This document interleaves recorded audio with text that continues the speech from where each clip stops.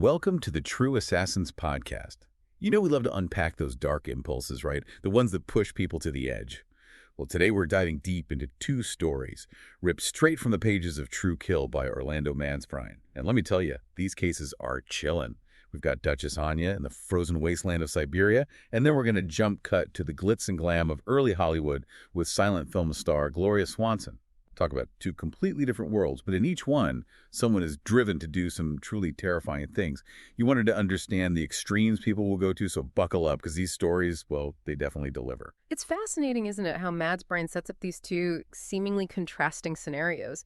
You've got the brutal isolation of Siberia on one hand and the almost hyper-real, manufactured world of Hollywood on the other.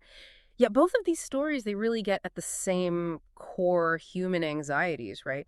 The fear of being forgotten, the desperate yearning for connection. And in both cases, that yearning takes a really dark, twisted turn.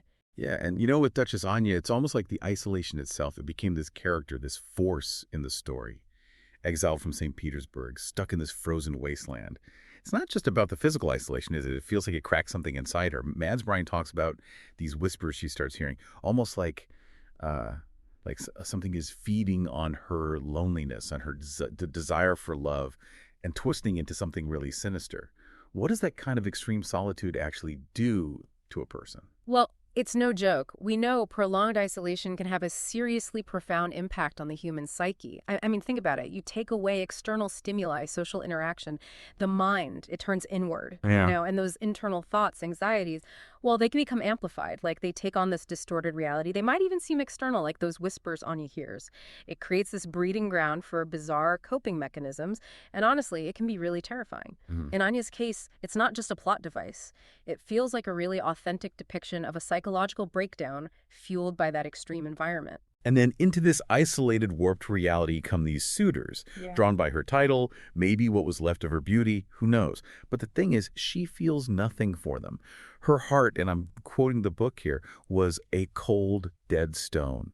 It's like the isolation froze her ability to feel anything real, and it's in this void, this emotional vacuum, that the whispers offer their solution, and it's messed up, right? Consume the hearts of these men, thaw your own frozen heart. What a powerful, disturbing image, metaphor, whatever you want to call it. Exactly, and it goes way beyond just violence. Think about the symbolism. Anya is trying to ingest their life force, their capacity for love, as if she could somehow absorb it and make it her own, jumpstart her own deadened emotions. But it shows how fundamentally she misunderstands human connection, this idea that love can be taken, consumed, instead of nurtured and shared. Her isolation has warped her understanding of the world, of relationships, to the point where this grotesque act seems like the answer. And the scene where she actually does it, so-called banquet, Mansbryne paints this vivid picture, right? The elegance of the silver platter, but then what's on it? This crimson morsel, a human heart. The flickering candlelight, the silence, broken only by those whispers, pushing her to eat, promising this twisted rebirth of her feelings. It's that contrast, the opulence and then the depravity, that makes it so deeply unsettling. Right, and think about that phrase, crimson morsel. The heart, the organ that we associate with love, with life, it's reduced to just this object to be consumed. The meaning, the humanity is completely stripped away. It really underscores how completely Anya has dehumanized her victims and ultimately herself. And here comes the real gut punch. She eats the heart, expecting this transformation. She thinks her cold heart is going to bloom, But what does she get? A bitter, acrid taste. The whispers that were guiding her, they turn into screams of agony. You pointed this out before, and it's so true. It's the ultimate betrayal. The thing she thought would save her, it destroys her. Yeah, it's this brutal moment of clarity. The whispers she had come to believe, to trust, they're exposed as these vicious lies. The act she thought would bring her closer to love, it only delivers poison, literally and figuratively. It's a powerful illustration of what happens when you embrace these distorted beliefs, especially when they're fueled by desperation and isolation like Anya. Her final moments, there's such a tragic irony to them. She's stumbling to the palace, knocks over a candle. The flames engulf everything. It's like the inferno of her realization, her despair, is mirrored in this physical fire. She sought love in this monstrous act, and that monstrousness, it literally consumes her. Yeah, the fire is such a potent symbol, right? The destruction, both internal and external, the consuming nature of her madness. The palace, once a symbol of her status, her power, it becomes her pyre. It's almost poetic, but man, it's dark. And the next morning, just ash scattered on the crimson-stained snow. The legend of the Ice Queen. This woman driven to madness by isolation, by this twisted idea of love, it's completely extinguished. A pretty stark, unforgettable image. Okay, so we need to shift gears now, and it's a big shift. From the frozen wastelands of Siberia to the dazzling but equally cutthroat world of early Hollywood, and the story of Gloria Swanson. What a contrast, right? Yeah, it is. And yet you picked up on something really important here. True Kill sets up these extremes to explore those universal human fears. Anya dreaded a life without love, alone in a physical wasteland. Gloria, she's facing the oblivion of being forgotten in this world that's obsessed with the next big thing. Two different fears, two different worlds, but both just as potent, just as capable of driving someone to extremes. Absolutely. So we got Gloria Swanson, silent film royalty, suddenly facing the rise of talkies. Her whole world, her career, it's ending. You know what struck me? The way the studio execs are portrayed. They look at her comeback attempts with this weird mix of pity and anticipation, almost like they're waiting for her to fail. It's brutal. Oh, totally. Hollywood, even back then, it was this relentless machine, always churning, always looking for the next fresh face. The book captures that so well. Fame is fragile, and the fear of being replaced, forgotten, that's a powerful motivator, can push people to do some pretty messed up things. And that's Gloria's desperation, a product of this high-stakes environment where everyone is expendable. And then you've got the other actresses, the younger, successful ones. The problem, as the book puts it. And this is where things get really dark. We've got these accidents, a prop knife mishap, a fall. Mads Brine hints at Gloria's involvement, but he never explicitly states it. It's this unsettling ambiguity. Like, was she really capable of sabotaging her rivals to reclaim her spot at the top? Yeah, it adds this layer of calculation to the story, which is different from Anya's more delusional state, right? Yeah. Gloria's actions, even if they're never proven, suggest this cold, pragmatic approach. It's like whatever it takes to get back on top. And it raises questions about ambition, about how far someone is willing to go when they feel cornered. The pressure, the desperation, it can warp your moral compass. Her big comeback plan. It's this over-the-top stunt. A death-defying leap onto a moving train. Talk about dramatic. The cameras are rolling, the crew is on edge, everyone waiting for her to triumph.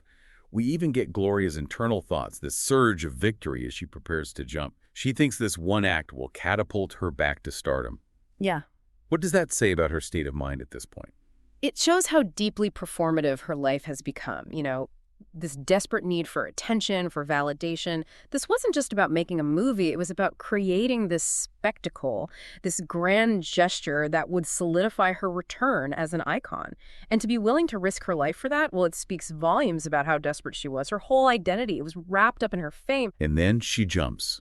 But instead of landing on the train, she crashes to the ground. The book describes it so vividly. A tearing pain, a gasp no audience would ever hear. Her shock, the crew's reaction, which starts as horror and then quickly shifts to, and this is a quote, tabloid glee. It's bleak, man. The thing she thought would save her career, it ends up being her final scene, her death. The irony is just brutal. This public spectacle, this grand gesture she thought would bring her back to the spotlight, it becomes her public, humiliating demise. Talk about the precariousness of fame, huh? 1 minute you're on top, the next you're gone. And her death, it's so unglamorous. Choking on a groan, the spotlight she craved, it's gone, replaced by the cold indifference of the midday sun. No last words, no iconic final pose, just this sad, lonely end. And the way the book closes out her story, this image of the silent queen fading out, and all you hear are fading footsteps and the pitiless churning of film reels. It's such a powerful commentary on how fleeting fame can be, how quickly you can be forgotten. It strips away all the glamour, all the artifice of Hollywood, and you're left with this stark reality. Her most authentic, most desperate act, it ironically seals her fate, leading her to the very oblivion she feared. So we've got these two dark, compelling stories from True Kill. Anya and Gloria, driven by these intense desires. Anya seeking love and isolation. Gloria fighting tooth and nail against irrelevance. Both of them reaching these terrifying extremes. What stands out to you when you look at them side by side? You hit the nail on the head at the beginning. Both women try to control their narratives. Anya thinks she can force love through this horrific act. Gloria tries to manipulate her way back to the top. And both of them, ultimately, they lose control completely. They're consumed by the very forces they're trying to manipulate. And that brings us to a question for you listening, right? In a world that's constantly pushing these ideals of love, success, relevance, where's the line between ambition and self-destruction? What are the whispers in your ear? What are the spotlights you're chasing? And are they leading you down a path you really want to be on? It makes you think, doesn't it? Even our deepest, most natural desires, they can become all-consuming if we're not careful. It's about setting boundaries, about recognizing the potential consequences of our actions, about asking ourselves, is this really worth it? Thanks for joining us on the True Assassins podcast for this deep dive into the dark side of desire. We hope these stories from True Kill have given you something to think about, maybe even a little bit of a chill. If you're into these addictive cloak and dagger stories, hit that rate button and follow the show. We'll be back with more soon.